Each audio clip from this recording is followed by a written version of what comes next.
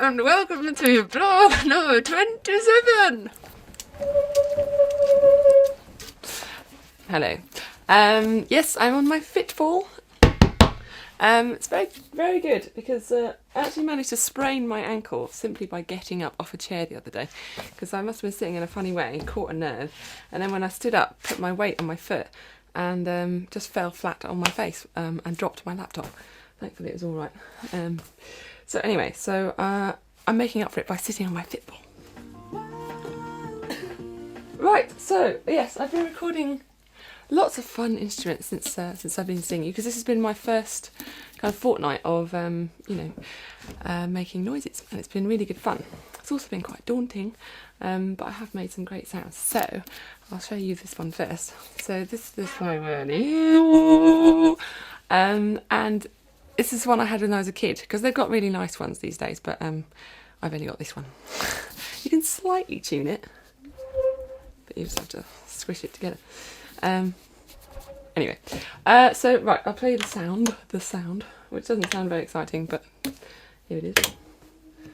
So this is the song. This is Polyfill. It starts off like this, and then it was very late one night, and I started to play the light panels, the skins on the light panels, which I thought made a really good sound, because one day I was kind of going, oh, there's all these dead flies, you know, because I can't get them out, because the light panels, you can't remove them without kind of dismantling the whole thing, which took 3 months to put together. So I was kind of flicking them, and they kind of make a kind of sound because they're bouncing on it. But they make a really great just sound on their own. Get out my gloves if I'm going to take them off, because they're completely impractical. For instance, so this is what it sounds like, just on its own. Not very exciting, but I know that it's in there. and it goes underneath the timpani. Nice sounds. Whirly. First the earth was flat, New organ sound, but it fattened up, which is 5 different organs in one, which took me ages to play in. Yes, so I've done a bit of the rhythm as well of this. I haven't got them on a group, unfortunately, so I can't be bothered to solo them all, because I didn't think to do that in advance. But anyway, this is the end kind of.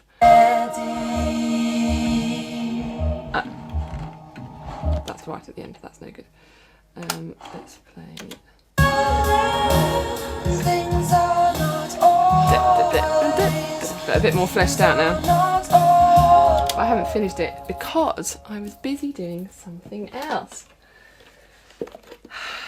So my friend Rupert Hine, he's a dear friend, and he called me up and asked me if I wanted to be involved in a CD that he's putting together called Song for Tibet. And I said, I'd really love to do it, Rupert, because I really like you, but I don't have any time. And so I kept putting it off, and then he kept bugging me, saying, come on, Immi, please, can you do something? Just something little, anything you have. So I thought, well, I haven't got anything spare, because nothing goes to waste with me. So I'm using everything for the album, and none of it's finished. So I thought maybe I could do an acoustic version of Hide and Seek, which ended up being actually more produced than the original, of course, in my true style of making things difficult for myself. But what I did was, so I decided that Hide and Seek is all about harmony. So it's all about me playing harmony with my fingers into my MIDI keyboard, which makes my harmonizer play the notes that I'm playing, and therefore creating many voices of me. So I thought, wouldn't it be interesting to hear the song with no harmony? And so I just started using this thing, which my mum bought me for Christmas. It's called a strutti box. I'm probably playing it completely wrong. Sure I am. Anyway, this is the strutti box. So I started playing this because I thought it might be nice to just have a drone.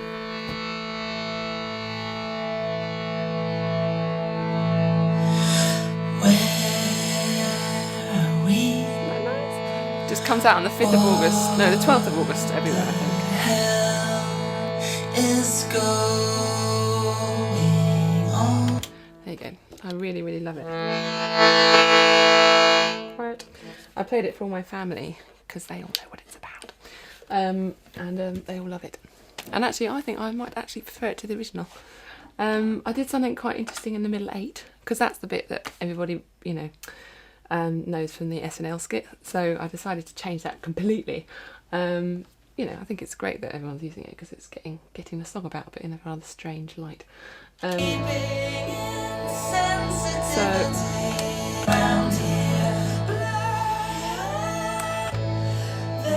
Okay, so this is the middle 8 now.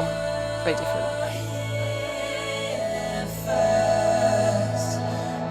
What you say, that you only meant well. Well, of course you did. What you say.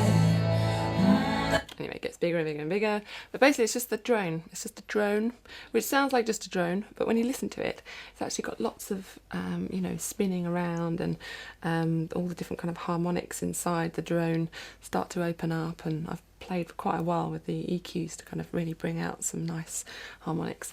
And there's the strutti box, and then there's me going like that, which when you do it well, which that wasn't very good, and you do it, you know, with a nice long reverb, you start to hear the harmonics in your voice, which are like these really high kind of tones that that resonate somehow and make nice harmonies, but really, really tiny little high things. So that's in there as well. And then I just put like a low string thing in, and it just builds and builds and builds and builds, and it's really, really lovely. I love it. It's so simple, but really powerful. It completely changed yeah, the dynamic of the song, and changed the feeling of it as well.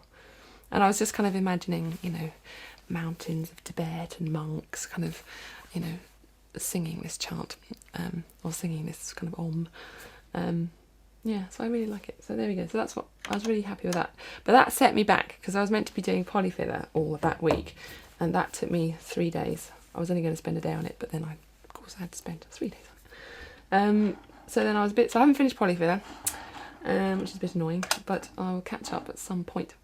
So I was looking at my diary, and it's quite scary. There's basically, if I fall back at any point, if I don't finish a song a week, then I really am not going to get this ready. And my deadline that I've given to myself is the 23rd of October to finish it. Because if I don't finish it by then, because I'm going to go away to this thing called Pop Tech, which is in Camden in Maine, in the States, and do a little something there for Pop Tech, which means I have to be done by then. Because if I'm not, then I won't be able to get it ready for release, which I hope sometime, maybe December, January, something. And Justine won't be able to finish editing the DVD making of either. So we've got to give her some time to do it, haven't we? Thank you. My pleasure. Arigato. Arigato gozaimasu. Yes. No. Right. So there we go. So that's what I've been doing.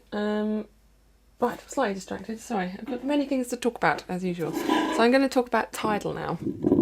I've been working on this for 4 days, and I didn't hear any of the original really, maybe a bit in a few blogs ago, but it was kind of like quite drum and bassy, like it had this kind of drum and bass line that went all the way through it, which I really thought I really liked, which I did really like. And I was playing some acoustic guitar on it, which I'll play you in a minute, which was in the kind of demo original. Oh my god, I've got 1 minute already! That's not fair! Oh my god. Okay, right, quick. Right, so I will play you... God, that happened so quickly. Right, acoustic guitar in Tidal. Woo! Okay, very nice. Okay, and then I picked up my electric and played this, which completely changed...